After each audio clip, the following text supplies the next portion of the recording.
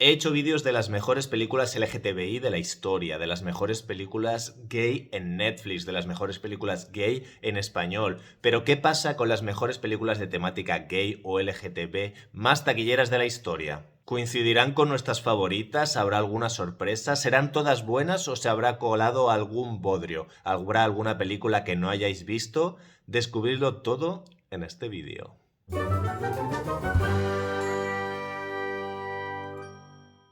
Hola, ¿qué tal? Soy Iván F. Mula, periodista cultural, y en esta ocasión, como siempre, intentando dar visibilidad al cine y a las series de temática LGTBI, os traigo un ranking, en este caso oficial, no son películas que haya elegido yo, desgraciadamente, con las películas más taquilleras con personajes o temática homosexual, aunque ya veréis que en algunos casos podríamos debatir si en realidad se trata de personajes homosexuales o más bien bisexuales, pero en esos casos no me podéis echar la culpa a mí, se la vamos a tener que echar a la ambigüedad de Hollywood. En el número 12 se encuentra Las Horas, una película que se llevó el Globo de Oro a Mejor Película Dramática en su año y que también le dio el Oscar a Mejor Actriz Principal para Nicole Kidman. Seguramente la película con protagonistas femeninas homosexuales más taquillera de la historia, que recaudó 108 millones de dólares en todo el mundo y que quizás no es la película más lésbica del mundo, pero sí que es un drama muy sólido dirigido por Stephen Daldry y sinceramente, sin ninguna duda, es una gran película. En el número 11, El talento de Mr. Ripley, la versión de 1999 protagonizada por Matt Damon y Jude Law, que probablemente nunca han estado tan guapos y han tenido tanta química. Una película que es súper sexy al mismo tiempo que nos cuenta una historia bastante turbia y oscura, basada además en una de mis novelas favoritas, esta novela del mismo título escrita por la gran Patricia Highsmith. La película recaudó 128 millones de dólares en todo el mundo. En el número 10, Bruno, esta película donde Sacha Baron Cohen interpretaba este personaje homosexual en esta mezcla entre cámara oculta y falso documental y película un poco de ficción, como había hecho otras veces con otros personajes como Borat o tantos otros. En este caso no es una película que me guste especialmente, algunas voces del colectivo les ha podido molestar, a mí no me ofende, algunas cosas de la película me hacen gracia. Sacha Baron Cohen es un tío en general muy divertido y si tengo que encontrarle algo interesante a una propuesta como esta es cómo consigue mostrar la homofobia del mundo con los comportamientos sí que son un poco exagerados del personaje, pero a mí lo que me parece interesante es señalar las reacciones de los otros. En ese caso sí que le veo algún valor. La película recaudó 138 millones de dólares en todo el mundo. En el número 9 de Rocky Horror Picture Show, una película que es icónica, poco se puede decir de este musical del que se hacen pases nocturnos, que son auténticas fiestas en todas las ciudades del mundo, que se han hecho versiones teatrales y que es todo un icono y de forma merecida. Una película que recaudó 140 millones de dólares en todo el mundo, que es una bestialidad para una película de tan bajo presupuesto y que es famosísima, divertidísima, sexy y totalmente desprejuiciada, donde nos trajo un poco la euforia travesti mucho antes de que se pudiera poner de moda en otras partes de Occidente y que por supuesto convirtió en una estrella absoluta a Tim Curry. En el número 8, Alejandro Magno de Oliver Stone, una película que curiosamente fue un fracaso en su país, en Estados Unidos, pero que fue un gran éxito en el resto del mundo, especialmente en España, donde fue el país que más dinero recaudó. No sabemos muy bien por qué, quizás porque España siempre fue un país más liberado y le encantó esa estética tan gay de la película, sin ser necesariamente Alejandro Magno un personaje abiertamente gay, tal y como nos lo muestra. Sí que hay esa típica ambigüedad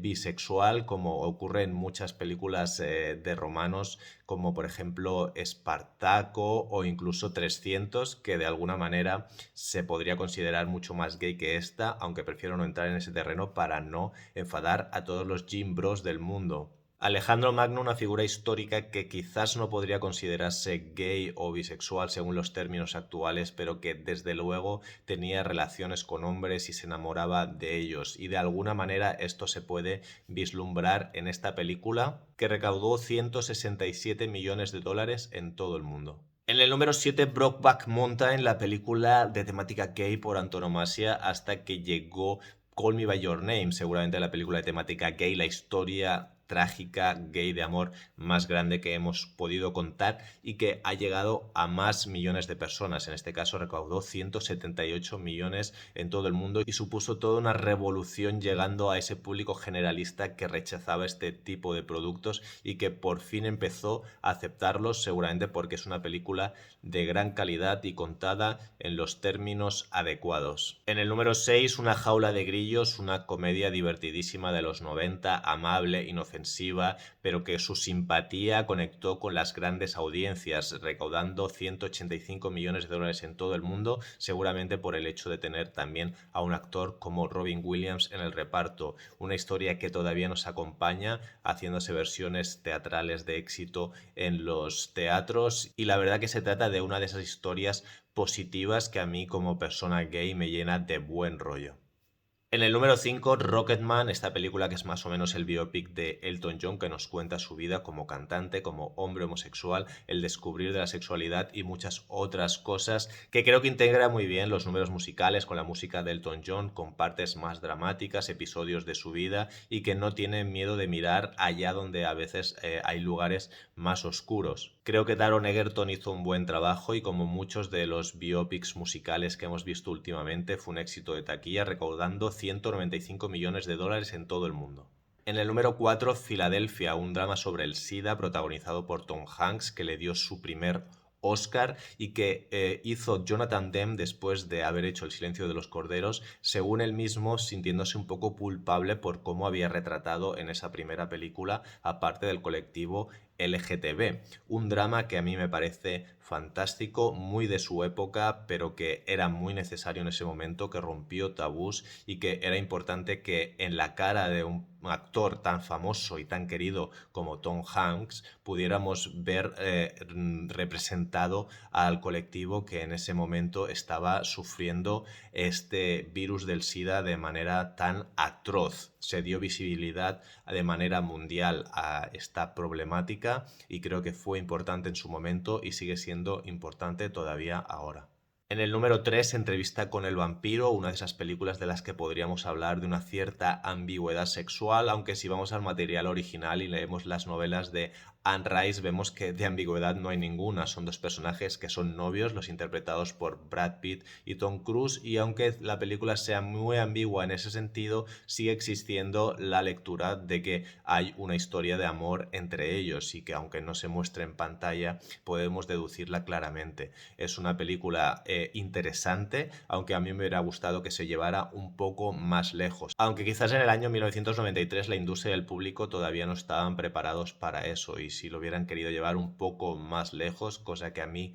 me hubiera alegrado un montón, no hubieran recaudado sus 223 millones de dólares en todo el mundo. En el número 2, The Imitation Game, una película protagonizada por Benedict Cumberbatch que le consiguió una nominación al Oscar y que es el biopic de Alan Turing, un hombre que con su inteligencia ayudó a combatir a los nazis en muchos temas de espionaje, pero que fue perseguido por su homosexualidad, condenado e incluso acabó suicidándose. Se trata de una buena película que recaudó 233 millones de dólares en todo el mundo, pero que tratándose de una película de 2014 y por muchas aspiraciones a los Oscars que tuviera, a mí me parece que se queda demasiado corta en cuanto a representación. Estamos ya en un año en las que yo creo que podría haber sido mucho más atrevida y a mí en ese aspecto sí que me decepcionó.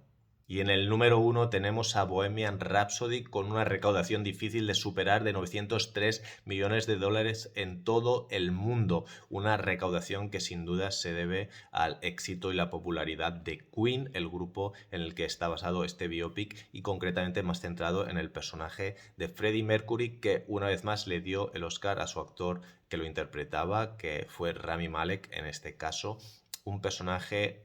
que es un icono gay en muchos aspectos, del que se dice también que era bisexual porque tuvo mujer, pero esto es algo que teniendo al personaje muerto tampoco hace falta mucho entrar a discutirlo. Lo que sí que sabemos es que tuvo relaciones con hombres y se ve en la película. La película en algunos aspectos es atrevida y en otros un poco conservadora, pero gracias a la música de Queen, que a mí me encanta, creo que consigue la película se eleve y sea un gran entretenimiento para todo tipo de espectador. Y hasta aquí el ranking de películas con personajes o temáticas homosexuales con alguna puntualización en algunos casos más taquilleras de la historia. Me gustaría saber si os ha sorprendido, si echáis en falta algo, cuál creéis que es un poco vergonzoso que no esté en este ranking, pero los números la ponen ahí, y cuál de estas películas habéis visto, son vuestras favoritas y cuáles no. Si os gustan este tipo de vídeos y os gustaría que hiciera algún tipo de ranking o de lista más específico sobre temática gay, temática LGTB, sobre películas o series o lo que queráis, solo tenéis que pedirlo